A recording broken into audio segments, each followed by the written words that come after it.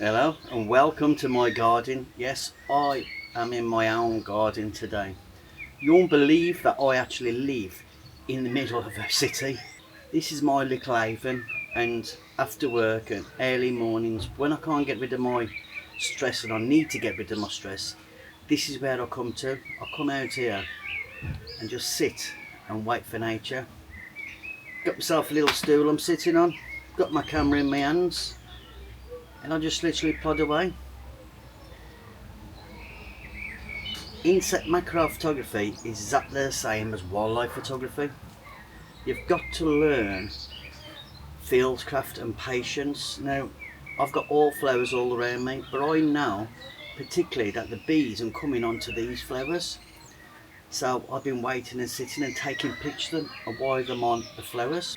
Sitting for an hour or so just watching nature makes a massive difference to the patterns you see. I mean, we've got a nice day today, so I'm going to have to move around to take different shots. But I believe we're going to get some good shots. Now I'm going to use two techniques today. I've got my OM-System camera with my 90mm lens on. And I've also got my flash with my diffuser on. The only reason I'm going to use the diffuser is to literally beat the light, to take control of it, because the harshness of the sunlight, it's going to be overpowering. So we always bring two out so I can get some natural looking shots, and to get that finer detail I find that a flash always works better for me. So all I'm going to do is I'm going to sit down and wait for these bees to come.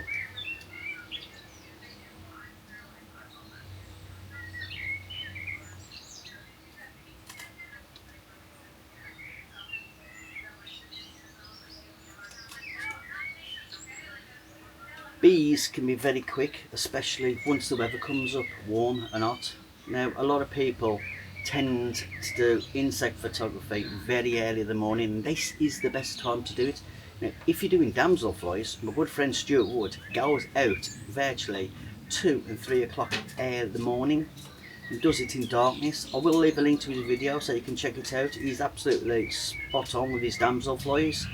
He gets the best shot because going out in that time of day, at night should I say, the damselflies have all quietened down and got really cold and full of dewdrops. This allows him to stack the pictures, but enough of that. Like I said, I'll leave the link for you. There's another one.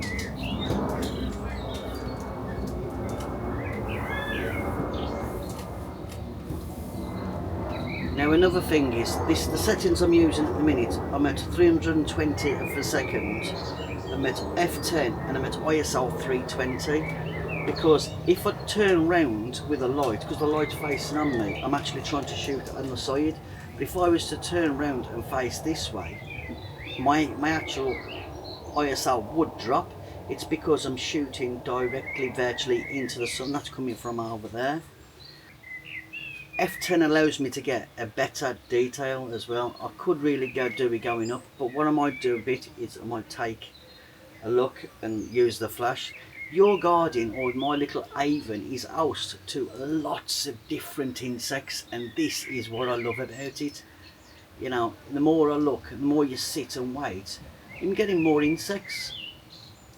There's loads about. I've got the roses here, we've got some blackfly on. I also have a lot of my pictures for my ladybirds come from this.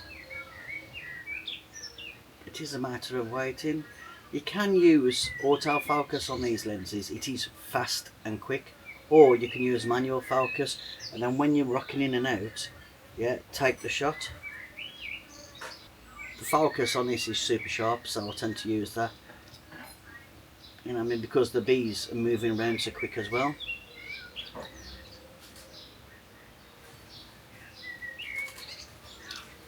Also, while there's no bees, I can take advantage of the lovely flowers that are around and take pictures of the flowers as well. There's always something to take pictures of, and like I said, you won't believe this is my front garden. I am going to do a video in my back garden because that's the same sort of setup. I'll put this one to flower early and my back garden to flower a bit later on, to get me in and I can get the best of both worlds. Come on, land, land, land, land, land, land. No. But like I says, I'll catch you in the sun while I'm out as well. Off the back lane, it's so nice. The bees go everywhere, but where I want.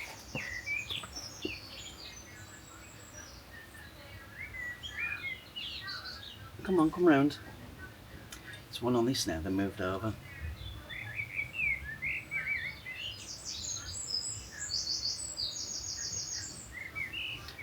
I've got you. Don't move.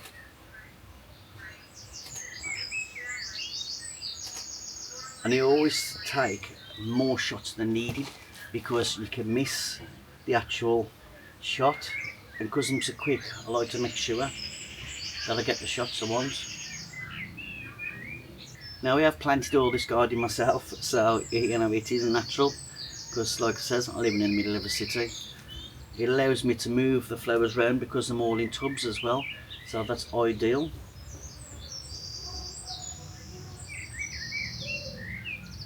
I also leave water out for them. I've got it behind you. There is a bird bath, so there's water out for the insects because they all need a drink as well. We need to look after the insects.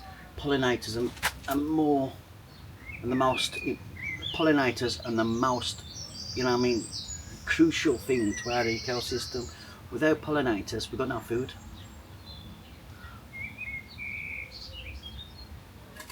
Got ya. Got ya.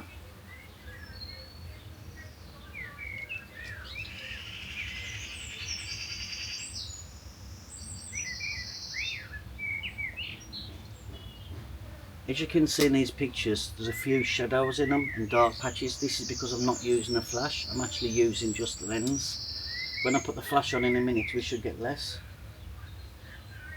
Oh, there's blue tits up there, taking the bugs off the side. Birds singing. Perfectly even.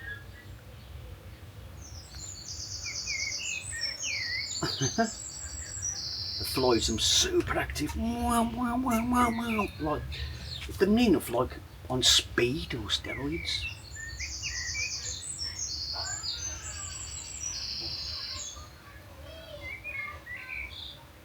This really helps to start your day off as well. It really makes a difference to your mind.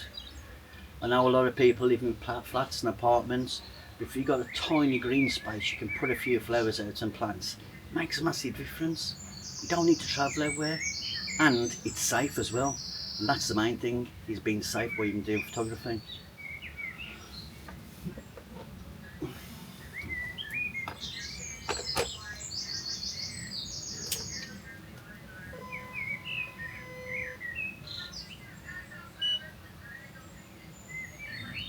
Right, I'm going to set over now to my flash and my diffuser. This is an OM diffuser. I have said to people before, I actually designed and made this diffuser myself. It works for me and I'm absolutely brilliant. Right, let me see what I'm going to start. I'm not stacking again, I'm doing a single shot. It's too warm to try and stack at the moment. Nothing's staying still long enough. I need to bring my shutter speed down now to 250, which is natural for that. I can bump my aperture back up now to 114 and I'm going to drop my ISO down a bit, but I'm only going to drop it to 250.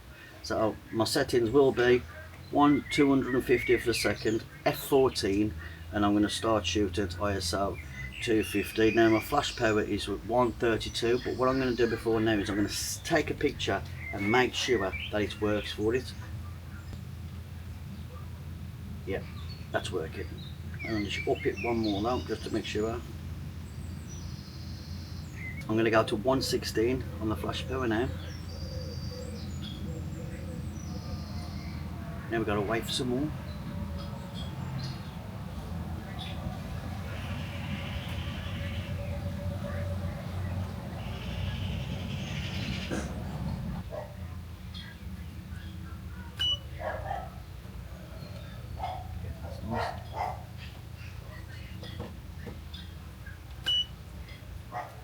What I've done now as well, I've gone on manual focus, just keeping my hand on the focus ring and moving it about when I need to. This way then I can control it.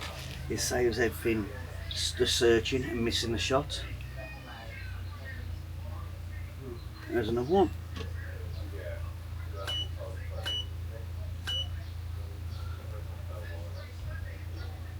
As you can see, this actually just, you know what I mean, cleans the image up. You can see more detail of the flash because it gets in them hairs and it absolutely changes everything to your shot. There's so many different bees types now in here, it's unreal. I think I've counted about 6 different types. I'll put some pictures up in a minute and let you see some. And some flower pictures as well, because them are just as beautiful.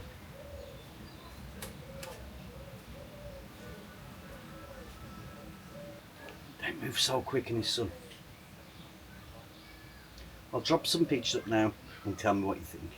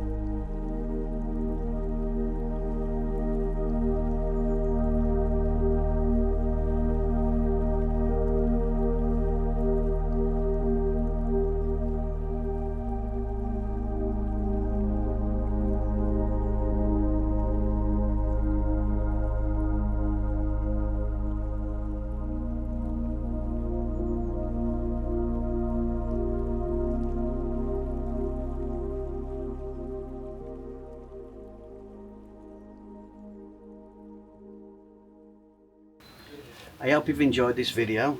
I know it's something totally different for me to be in my own garden, but like I says, it's a case of I can come out here any time of the day and sit here, enjoy myself, take nature in, and there's plenty of wildlife and insects for me to take pictures of. I think it's the best way to start a day and to end a day. That's why I try and spend at least half hour a day in the summer, or an hour of an evening before I go to bed, out sitting here with these insects everywhere. Oh, got you.